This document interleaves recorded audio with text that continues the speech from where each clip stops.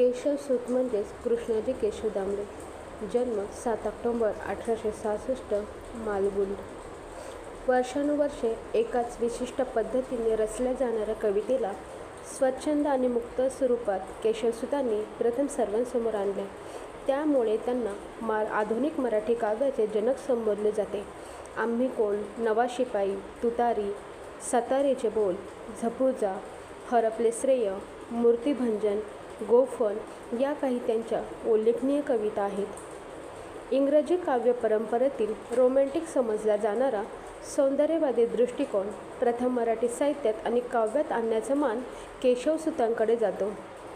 त्यांच्या काव्य विचारावर वर्ड्सवर्थ, शेली, कीट्स यासारख्या इंग्रजी कवींचा मोठा प्रभाव होता, पण त्यांची आविष्कार शैली मात्र भारतीयच होती. इंग्रजी काव्यातील 14 ओळींचा सॉनेट हा काव्यप्रकार सुनीत या नावाने त्यांनी मराठीत लोकप्रिय केला.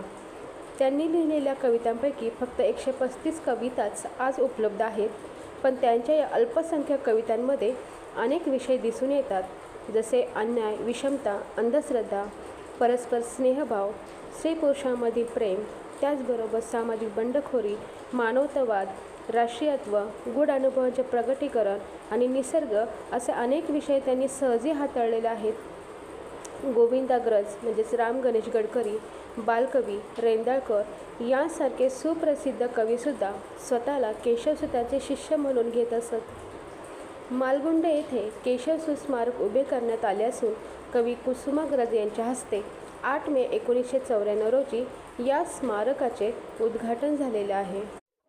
केशवसूतांच्या गावी असलेल्या स्मारकात केशवसूतांची कविता या काव्यसंग्रहाची हस्तलिखित आवृत्ती जतन करून ठेवण्यात आलेली आहे. या संग्रहात एकूण 103 कविता आहे.